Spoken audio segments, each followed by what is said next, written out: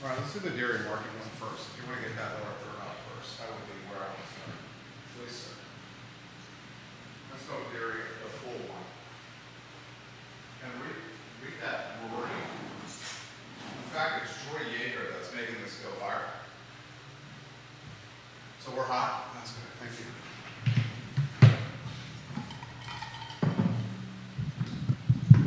All right, we're gonna start the show. Have you guys read? Was it a Cindy Schuler article in the Daily Progress, or was it a Hall Spencer? Hall Spencer's article was the box truck. I think the is that Sean Tubbs right there walking by? Judah? No. That's not Sean? I don't think so. Okay.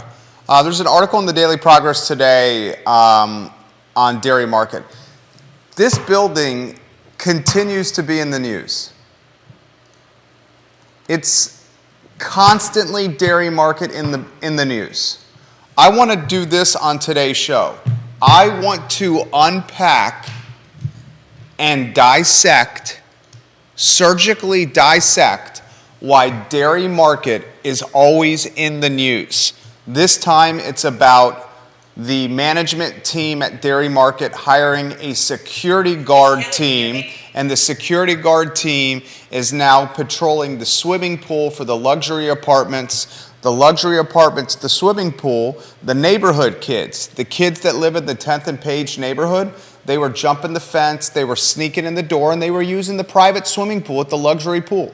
So here you have local kids at the neighborhood using the private luxury swimming pool. The response is hiring a security guard team to watch the pool. I don't have a problem with that. But management, in the process of alerting residents what was happening, made some grave mistakes. And those mistakes were published in the Daily Progress by the author Cindy Schuler, and we're going to break this down. I also want to break down why 10th and Page and Dairy Market, why this building is constantly in the news. And I'm going to tell you why it's constantly in the news. It's because it's a luxury building that predominantly caters to an affluent white clientele, literally right next door to a historically black neighborhood that's experiencing massive gentrification. We literally, with Dairy Market, are seeing gentrification, and the forces on either side of the fence have friction, and the friction point is this building. All those topics and more on the Wednesday edition of the show. J-Dubs, let's go with the lower third about the swimming pool first, the Dairy Market lower third. I'm ready to rock and roll when you are.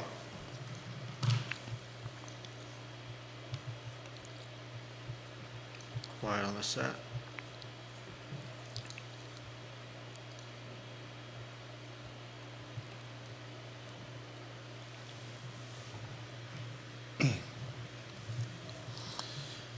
Guys, welcome to the I Love CVille show. My name is Jerry Miller. It's the Wednesday edition of the I Love CVille show, the Wednesday, May 24th edition. We're live on every social platform where we talk topics that pertain to Central Virginia, a market we've defined by roughly 300,000 people in this Charlottesville, Albemarle County metropolitan area.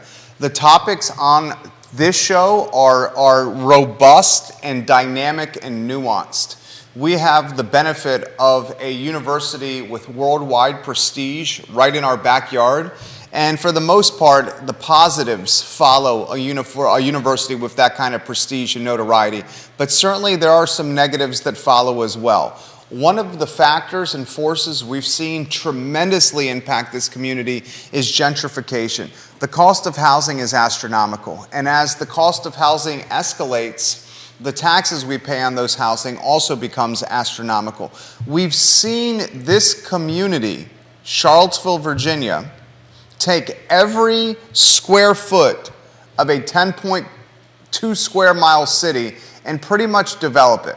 I want you to think in your mind, what are the areas of Charlottesville City that still need to be improved on? There are pockets. We know High Street. I've identified that as one of the most underperforming ones. Well, Bo Carrington, the developer, wants to take the land, a lot of it on High Street, and make apartment towers on there. A lot of friction from the community for that.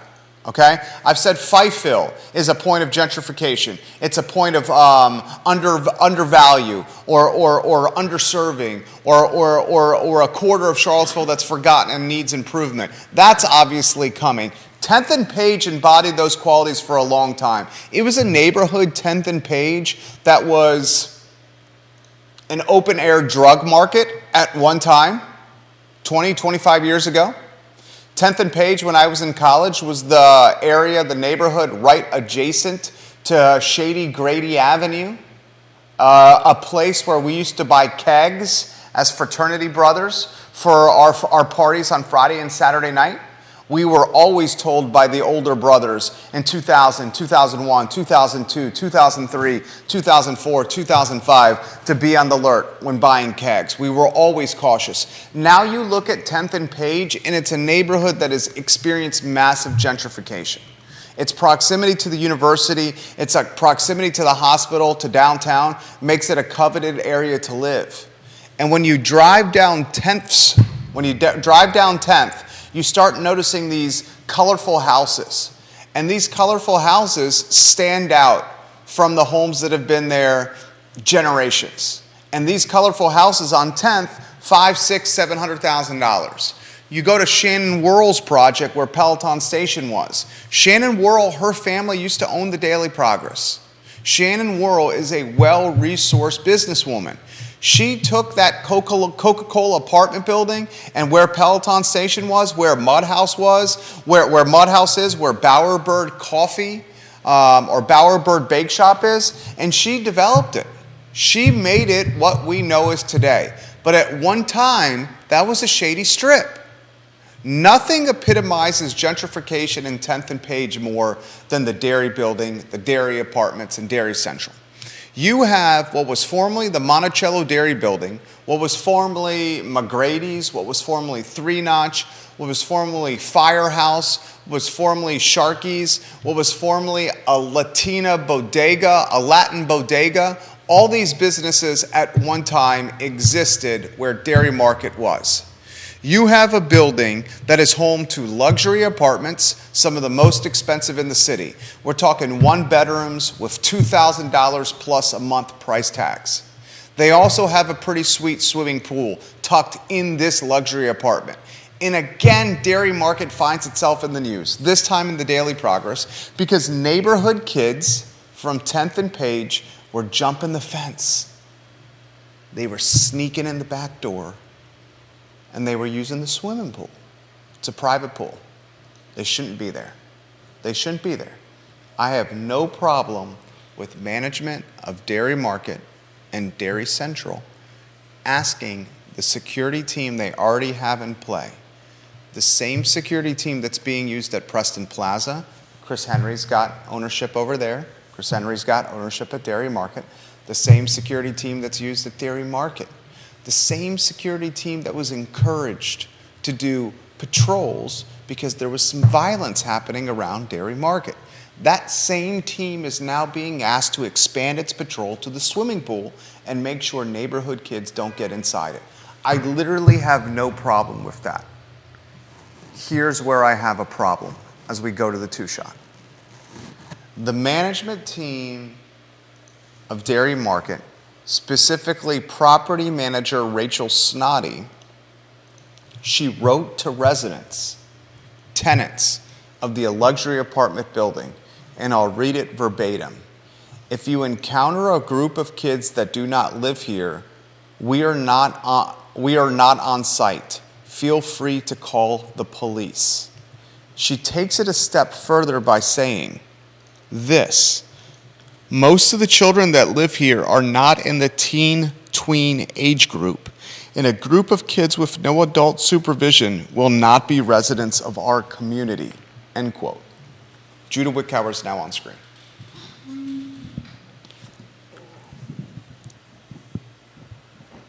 I got no beef with a private business hiring a private security firm to patrol its private grounds and its private swimming pool to make sure the swimming pool remains private for tenants. I got no problem with that. I got no problem with the property manager alerting the tenants in the building that we've hired a security team and to be a lookout for people that shouldn't be on grounds. Here's the problem I have. When the property manager documents in paper trail form, email form, messaging, call to action messaging, that most of the children that live here are not teen or tween age group. If you see kids with no adult supervision, call the police. That's not a great look. That could be something, a conversation you have in person. That could be something that you potentially, hint, hint, nudge, nudge. We're not here all the time. If someone's trespassing, call the police. But documenting it is not a great look. Okay? Now, I understand Dairy Market, the property management team, has got to protect itself from insurance exposure. God forbid a kid from 10th and Page sneaks into this pool and drowns. I'm not sure if there's a lifeguard at the pool. Probably not. A lot of these luxury swimming pools don't have lifeguards. It's swim at your own risk. I don't know any. Apartment pools that have lifeguards. Yeah. Right, exactly. So logically, they probably don't have lifeguards. So if a neighborhood kid sneaks into this pool and drowns, the liability is probably either with the property management company or ownership itself, and God forbid, they don't want that to happen. Yeah. Here's the question I have for you. Why is Dairy Market constantly in the news? Second question. Why is the correspondence between a property management company and the tenants in the building the property management company manages, why is that correspondence public record in the Daily Progress today? Third question. Did the property manager screw up by saying if neighborhood kids sneak into the pool, call the cops on them? Next question. Is Dairy Market constantly in the news because it is a luxury building next to a historically black neighborhood that is undoubtedly having tremendous gentrification growing pains? You can go any topic you want. I can't wait to unpack this one.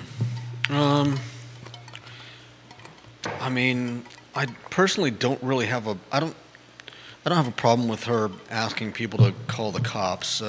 It is a little bit, I don't know, it's not necessarily tone deaf, but it's just, at first glance, first time looking through the article, I thought, it's just, we were talking about Karens the other day, and this sounded kind of along those lines. A bunch of people just having problems with, I don't know about anybody else's childhood. I wasn't hopping people's fences, jumping in their pools, but I know people that did it. I know it happened.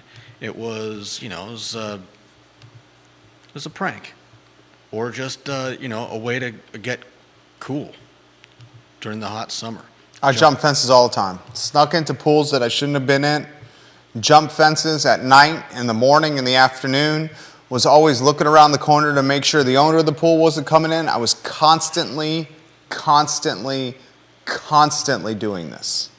When I snuck into swimming pools that were not mine, essentially trespassing, the police were never called on me.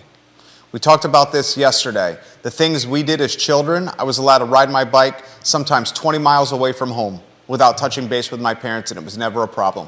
I was able to sneak into swimming pools, and the police were never called. The police are legitimately tenants are being instructed to get called here. Here's what's interesting. It's important to throw this out here. It's important to throw this out there. I was at a forum at the church across from Dairy Market. It's no secret. Anyone that's watching this program knows Dairy Market owns the church across from it, a church that was historically black. Now that church was purchased. It was for sale. It was a straight up legal purchase. Nothing nefarious, nothing sketchy. Brilliant business move by ownership. They said, why don't we buy this church venue? Why don't we allow people and families to get married at this church and then have their reception and their after party at our wedding venue in the basement? I think it's called the Brick Cellar. Then they can have the after party at the Milkman Bar or South and Central. And it could literally be a sweet freaking bender party, wedding, epic fun time for everybody. Walk across the street from the church to Dairy Market. That church is also a community venue. So about a month and a half ago, I'm sitting in this church on a Monday night. I'm listening to Chief Michael Kotchis talked about 100 of us. It was super crowded. We were shoulder to shoulder. I see Bellamy Brown in there. I see Dave Norris in there. I see Lloyd Snook in there. Brian Pinkston there. Sally Hudson in there. I see Will Jones in there. I see Don Gathers in there. Everybody in there. Community leaders, influencers, everyone in there. Okay? I hear management, property management at this meeting literally say to everyone in attendance, we're going to take this venue and open it up to the community. We want it to be the water cooler of ideas, of repair, of emotional rehabilitation. We want to get to the solution of gun violence and solve it here in 10th and Page. We're going to have these fireside chats moving forward. So here's the take. Here's my take. On a Monday night, less than 2 months ago, you got management saying to the community and all the TV newscasts and cameras and reporters in attendance, use our venue to heal and to come together. 2 months later, you got a report that says, if you see anyone in the community around the swimming pool, call the fuzz, call the heat, call the cops. Is that hypocrisy? No. Is that hypocrisy? No. You just said yourself before all of that that if somebody drowned in the pool, it would, it's a liability to someone. Someone's getting sued most likely. So I don't see any reason why this would be a off. I mean, Marquise Johnson grew up in the area, says, F yes it is. The definition of hypocrisy. Really? Literally put it in the comment section of my Facebook page.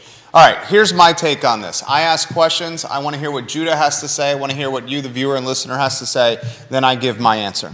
I have no problem if property management goes to newscasts at a church with the police chief and says, utilize this former church as a place of healing and come together. Use it as a community venue. That's what she did. No problem with that. I have no problem with property management saying, this pool is for tenants, paying tenants, and not from people for the neighborhood. We're going to get a security guard to make sure that stays the way. I have no problem with that. Where I have the problem is where the property management team and or the shot caller tells the tenants to call the cops immediately on the kids. You don't put that in a paper trail. It's a terrible look. It's a terrible look. And I think the greater story here, the bigger story here is, why is this commercial building and this residential tower constantly in the news? It's constantly in the news. Jordy Yeager's constantly putting in the news in Twitter by showcasing the church and the weddings that are being had at the church. And he very quick to highlight that it's all white weddings in a historically black church with photos of the white weddings. Jordy Yeager's doing that on Twitter and a massive following. He's obviously doing it with intention. Well, yeah. Rory's got a thread about it now, right? You read it. You pointed it out to me. Go ahead. I was just going to make a comment about it's a bit absurd to expect, are they actively seeking white people having weddings? I mean, no. You can't force people to use your services. You take what comes, and if they all happen to be white, I mean, what are you going to do? Are you going to turn some of them away? There's 100% they are not actively seeking white weddings. 100% not. Yeah. What is happening is it's coming at a price tag that a certain segment of the market can afford. That's what's happening. Okay? I don't know if anyone agrees or disagrees with this, but I would be, in fact, this isn't even a statement. This is a curious question. This is me asking a genuine question. Could we find data for weddings that are in Central Virginia? We know the wedding industry in Central Virginia is a massive tailwinds for our economy. Huge momentum, weddings, right? percentage of weddings in Central Virginia are, how diverse are the wedding profile in Central Virginia? Where would we even find that data? I'm generally curious. I mean, it would probably require a lot of work. There's probably not anything cataloging that information across all the all the wedding venues in Central Virginia. I would imagine a majority of the weddings in Central Virginia are not diverse. That would be my guess as well. That would be your guess, right? Yeah. Yeah, that they are not diverse. I mean, if the price point is, if we're saying that the only reason that people of color are not having weddings at this church is because of the price point, I would guess that would hold true across every wedding venue in Central Virginia. I doubt any of them are providing super cheap prices. Linnell says this on Twitter: "This has been an issue at the Woodlands Pool with new public housing complexes opening off 5th Street Extended in recent years.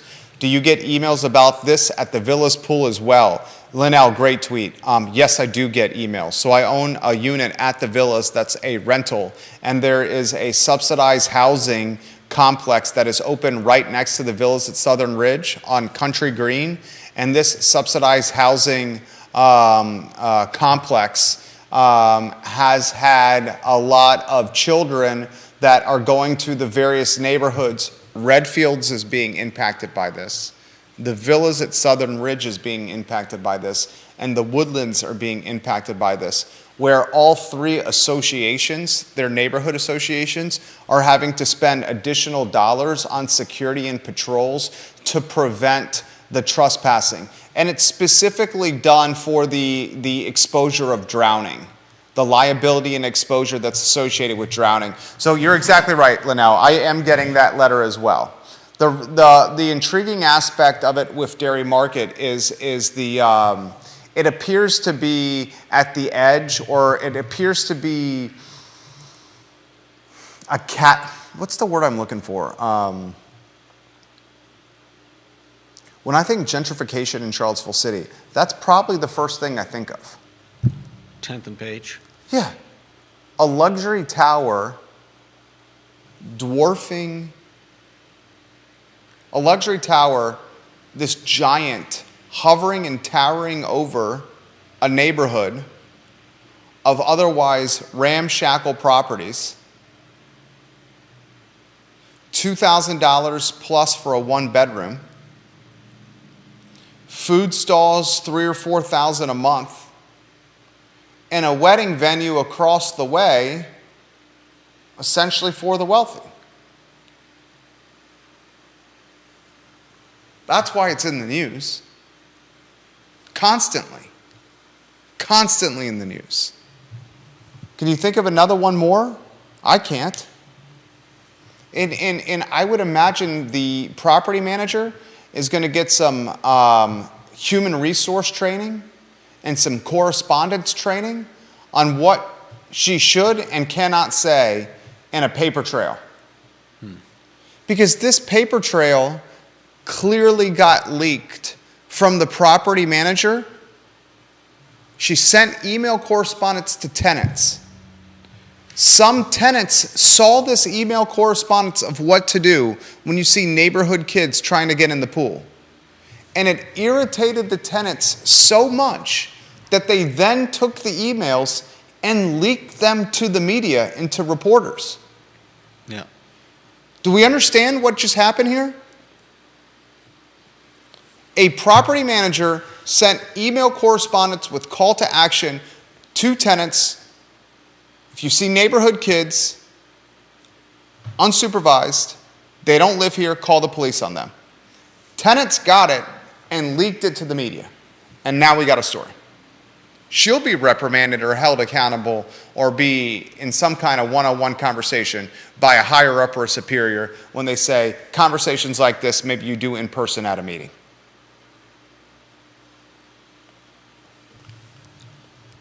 Her name, Marquise Johnson, who is watching the show, is, I'll give it to you right now. And this is all in the Daily Progress today. Rachel Snoddy. She sent it an email on April 27th. And that email on April 27th is the baseline of this article. And that email, when I read this article, really made me uncomfortable because the email has connotations of profiling. She says, if you encounter a group of kids that do not live here and we are not on site, call the police. She also said, I told most of the children that live here are not teen or tween age, and a group of kids with no adult supervision will not be residents of our community. It is like right on the line of like,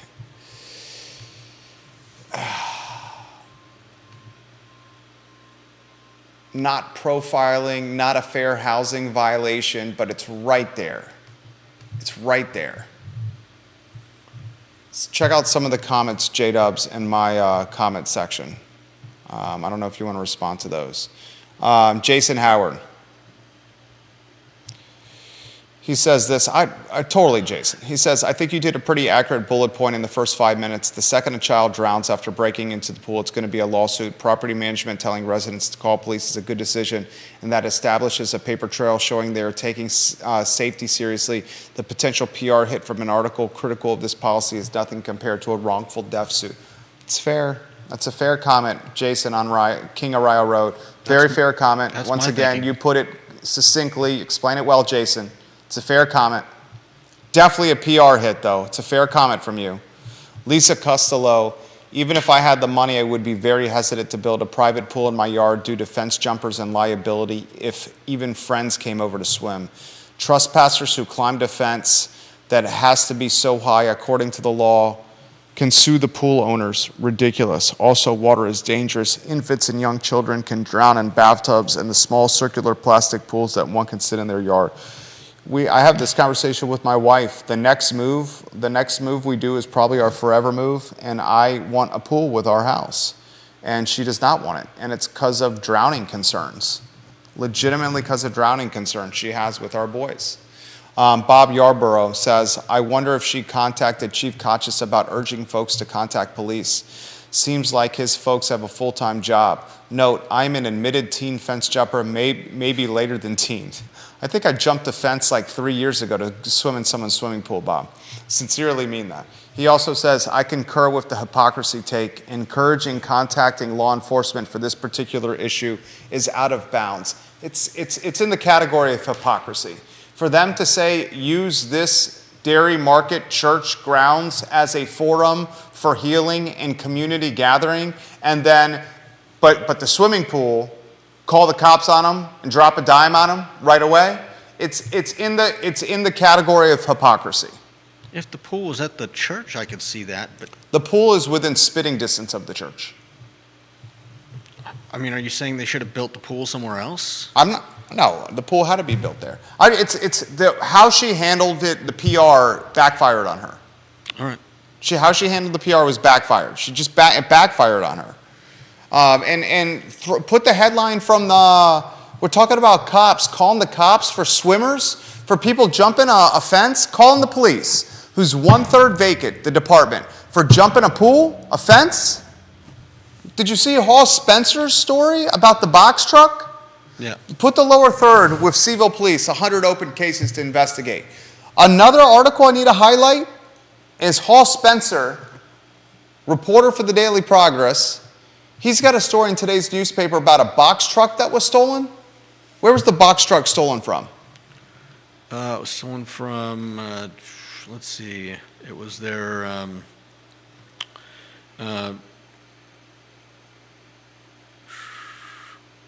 box truck stolen locally. You tell us where that box truck is stolen from. Louis, I hear you, Louis, about the swimming pool. Shop on Keystone Place in Lower Belmont. There was a shop in Belmont that had a box truck. Box truck was stolen. This is in the newspaper, The Daily Progress. This company in Lower Belmont, a small business, literally like a tiny small business that needs this box truck for its business to survive. Its truck got stolen. It was not branded. It called the police to report a stolen box truck. They have the value of this truck in the article. It's like $33,000. We're not talking about like a stolen bicycle here. Someone stole a $33,000 truck that a business needs. When they called the police department, a detective came. The detective from the Charlottesville Police Department literally said to this small business, we have over 100 open cases. We may get to this, we may not. Please be patient, but we have over 100 open cases right now. Maybe you should do some digging on your own. That's what the police told them. And I'm not blaming the police. Mm-hmm. I'm not blaming the police. You have a $33,000+ theft in Charlottesville, Virginia. And the police comes to the scene of the crime and they tell you, we may get to this or we may not. We have over 100 open cases. What does that tell me? What does that tell you? What does that tell you, viewer and listener? Jason Howard, Marquise Johnson. What does that tell you, Lisa Costello? Bob Yarborough. What does that tell you, Deep Throat? What does that tell you, Judah? It tells me you can steal something up to 33G and you have a couple of months, maybe longer runway, if they get to your case. And they may not. And I'm not throwing shade on the police. Doesn't that tell you that? Yeah. Someone just stole a box truck valued at $33,000. The cops come to the scene of the crime and they tell the victim, we have 100 open cases and we're probably not going to get to this anytime soon, if we get to it at all. And that statement and that paragraph is in the newspaper of record in Charlottesville, 300,000 person market. If you're a criminal, you just got the threshold on some larceny, on some theft. You disagree? If someone steals a $30,000 BMW tomorrow after reading this article or hearing this show, and they steal a $30,000 BMW, how is the police going to prioritize the $30,000 BMW stolen tomorrow over the $33,000 box truck stolen weeks ago? I mean, you'd be making assumptions on how they handle that, but I don't know that they would handle it any differently. The police said we have 100 open cases. We'll get to it when we can, indicating that the open cases have priority over the box truck. Or it could be a form of triage. They could have more important cases. They could have cases that involve people getting hurt, people getting, I don't know. But Sarah Hill Buchansky, I concur with you yet again. She says, it tells me more crime is coming. If you stole a box truck in Charlottesville and you got away with it, wouldn't you feel more brazen to steal another truck or something else? Sure. If you're going home on 250 and you're able to go 15 miles over the speed limit on a Monday, are you not going to go 15 miles over the speed limit on a Tuesday? Probably. All right. A couple other things. I told Deep Throat, I don't know if you're watching the program. His son is a 5th grader. I think his son is 12 years old. He's been doing these digital visualizations for us, and really just for the community, on what upzoning can do for certain neighborhoods. We have another one we can play today. It's Greenbrier near Rio Road. He considers what upzoning can do for a neighborhood today, how it looks, if a massive building, which could be allowed, is built right next door to an everyday family's home. So this visualization is about 90 seconds and includes audio from Deep Throat. The visual components were done by his son, who's in the 5th grade. I believe he's 12. I think his son is got an incredibly bright future. I love running into him. And I'm grateful for the talent and effort that he has done to make this program better. And I sincerely mean this. He's made the program better. Can you play the visualization of Greenbrier near Rio Road, courtesy of the Deep Throat family and High Voice? Please, Judah Wickower. This is a follow-up to our earlier work on visualizing rezoning in Charlottesville. Today we're going to take a look at the area just south of Rio Road on the northern end of Greenbrier. And it's one of the few areas in the city that has moved from R1 all the way to a higher intensity zone, in this case, Commercial Corridor CX5. CX5 zoning allows for buildings of up to 72 feet in height, and it imposes no hard limits on the number of units. You're looking at a pair of single-family houses on Greenbrier Drive at Tarleton Drive. These are fairly typical of the area. We're now going to replace one of them with a CX5 building. Here we see houses on the other side of Greenbrier Drive. We're looking south. Again, two single-family houses. We replace the one on the corner with a CX5 building. We turn to Greenbrier Terrace, a cul-de-sac off of Rio. We replace two single-family houses, one on each side of the street, with buildings that are slightly smaller than the limit of CX5. This is Tarleton Drive, just south of Greenbrier Drive. The right side of the street is going to be RB zoning, while the left side of the street is going to be CX5. We replace the single-family house on the left with a CX5 building. And finally, here's a flyover representation of the area. First, the intersection of Tarleton and Greenbrier Drive, and then the Greenbrier Terrace area.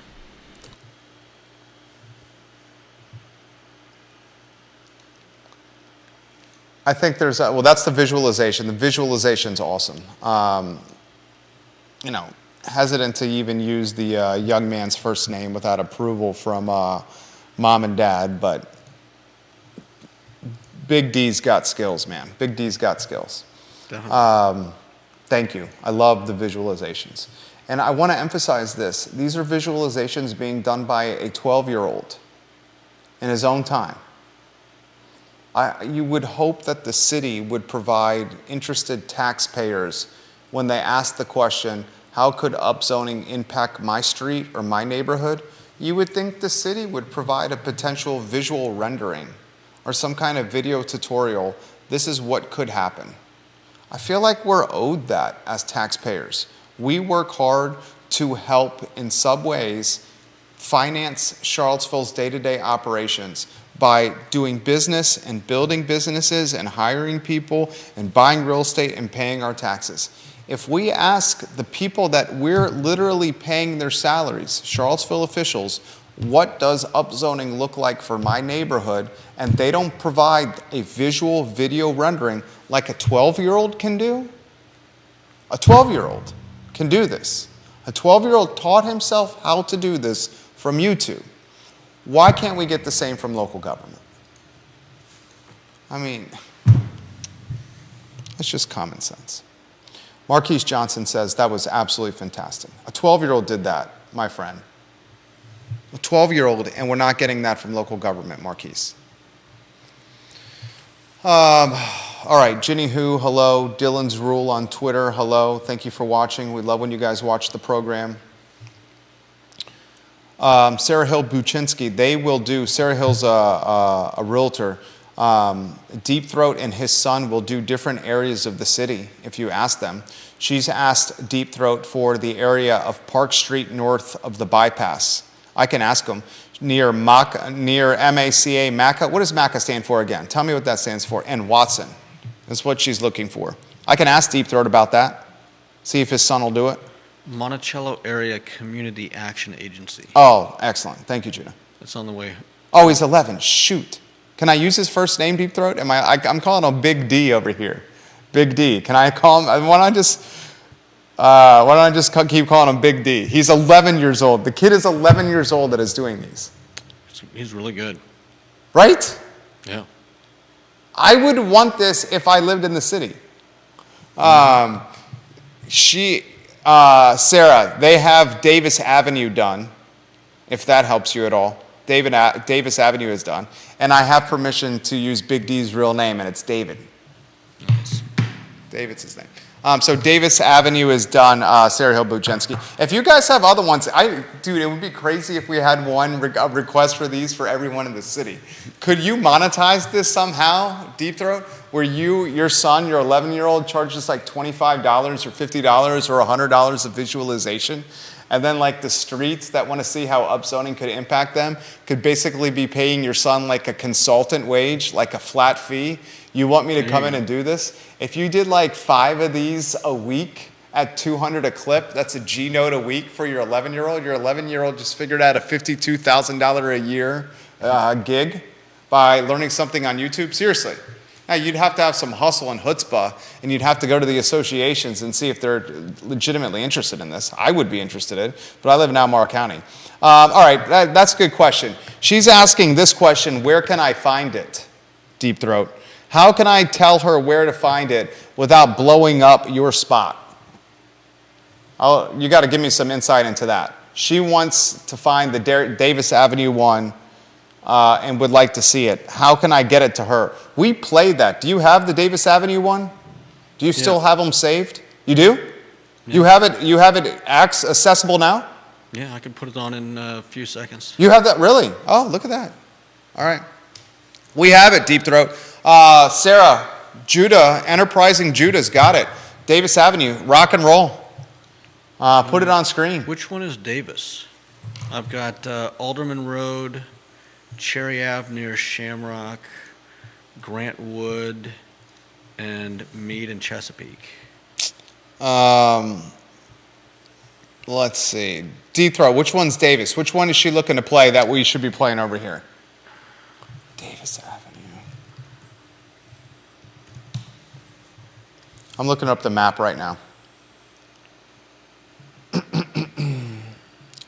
Davis is literally off Park Street. I would imagine that is the, I don't think he has it up yet. Oh, he hasn't posted it yet. That's why we can't play it. So that's why you only have the ones that he's posted.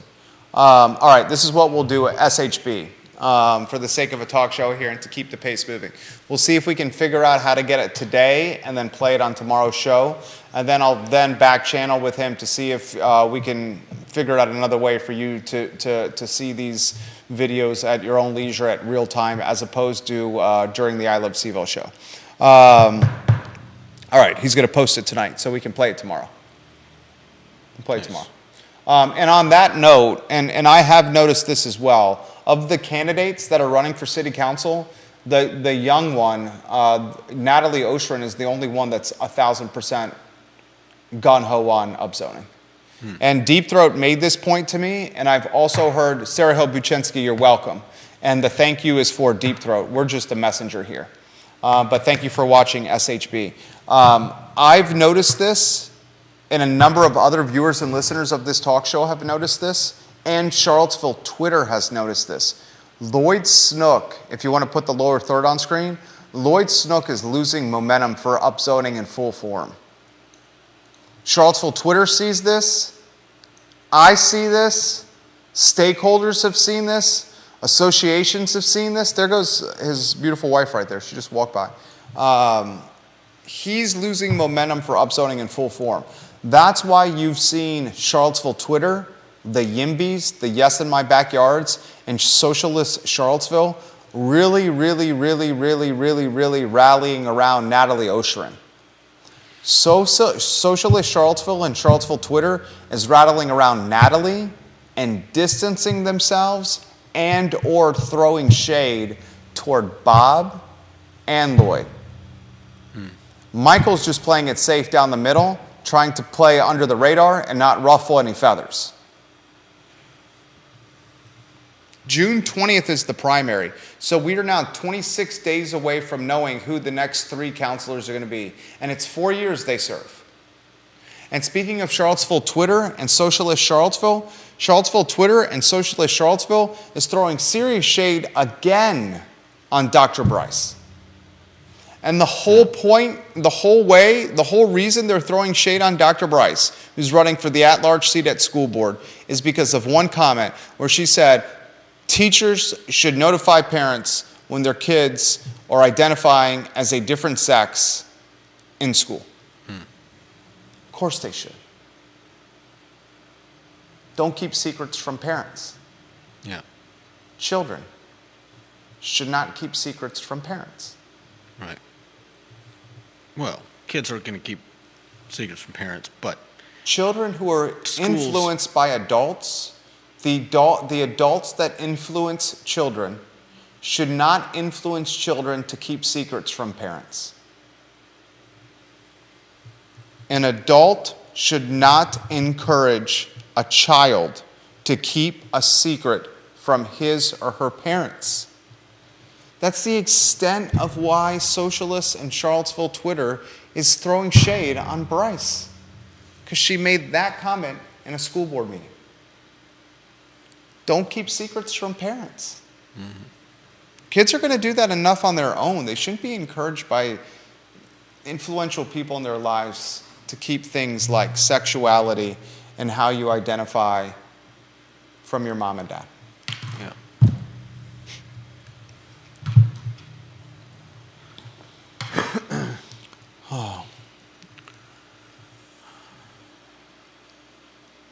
Anything you want to add today? I thought you did a great job, per usual. Thank you. We didn't talk about the ADUs. Looks like we're going to have the Davis Avenue visualization for SHB tomorrow. I'm pretty damn concerned that a police detective told a small business in Belmont that we have 100 cases ahead of you. Your $33,000 box truck we're not going to get to anytime soon. That worries the bejeebus out of me. I'm sure that would be a similar message in a lot of cities and towns. Well, that's an entire topic for another show. I don't know the message would be, I don't think the message would be that in Louisa. I don't think that would be the message in even Albemarle County. The reason that's the message in Charlottesville is because a third of the department is empty and vacant. Where in Albemarle County, the vacancy rate is like 2.5%. So there's an invisible line in 2 police departments. One of them in Albemarle that's full, and another one in Charlottesville where a third of the department is empty. And the jurisdiction where a third of the department is empty, you can commit $33,000 crimes and have a couple of months to get away with it. Dude, do you see that? That's a $28,000 Jeep Grand Cherokee with the keys in the ignition, Judah. It's a $28,000 Jeep Grand Cherokee with the keys in the ignition. Do you see it? No. It's a $28,000 Jeep Grand Cherokee with the keys. It's a $28,000 Jeep Grand Cherokee with the keys in the ignition. Alrighty then.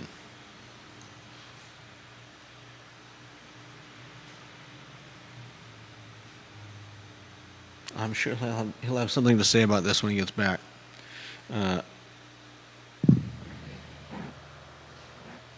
But he's gone now. So, anybody wondering why I'm may seem a little off today? I'm dealing with some pain, so forgive me. I'm now very curious about this this Jeep Grand Cherokee and its keys. Jerry has straight up disappeared. He's gone. No idea if he'll be back.